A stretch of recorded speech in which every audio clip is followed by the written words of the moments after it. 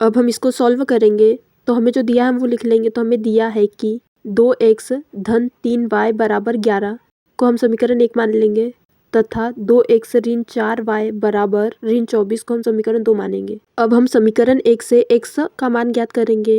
तो समीकरण 1 से तो हम x को बाहर निकाल लेंगे। तो 2x बराबर 11, 3y पक्षांतर होगा तो ऋण 3y। अब 2 पक्षांतर होगा तो x बराबर 11 ऋण 3y बट्टे 2। इसको हम समीकरण 3 मान लेंगे। अब हम समीकरण 3 से x का मान समीकरण 2 में रखेंगे। तो समीकरण 3 से x का मान समीकरण 2 में रखने पर अब समीकरण 2 में x का मान रखेंगे तो 2 गुणित 11 ऋण 3y बट्टे 2 ऋण 4y बराबर ऋण 24। अब इसको सॉल्व करेंगे तो 2 से 2 कट जाएगा तो 11 ऋण 3y ऋण 4y बराबर ऋण 24।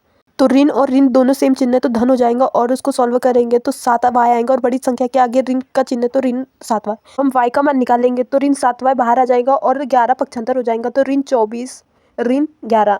अब इसको सॉल्व करेंगे तो 7y बराबर इसको सॉल्व करेंगे तो आंसर ऋण 35 आएगा। अब y का मान निकालेंगे तो ऋण 35 7 गुने में तो इधर आके भाग में हो जाएगा तो 7 से 35 5 बार में कटेगा तो y का मान हमें 5 प्राप्त होगा। अब y का मान समीकरण 3 में रखने पर तो हम समीकरण 3 लिखेंगे x बराबर 11 ऋण 3y बट्टे 2। तो हम अब मान रखेंगे तो x बराबर 11 ऋण 3 गुणित 5। अब इसको सॉल्व करेंगे तो x बराबर 11 ऋण 15 बट्टे 2। 11 में से 15 जाएगा तो ऋण 4 आएगा बट्टे 2। अब 4 से 2 बार कटेगा तो x का मान हमें 2 प्राप्त होगा। तो समीकरण को हल करने पर x का मान ऋण 2 प्राप्त होगा तथा y का मान 5।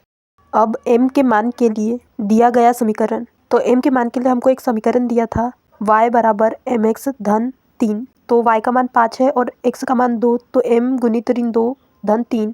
अब इसको सॉल्व करेंगे तो 5 बराबर ऋण 2m धन 3। तो 3 पक्षांतर होगा तो 5 ऋण 3 बराबर ऋण 2m। तो 5 में से 3 जाएगा तो 2 आएगा बराबर ऋण 2m। तो 2 पक्षांतर होगा तो बटे में आएगा तो m का मान हमको ऋण 1 प्राप्त होगा।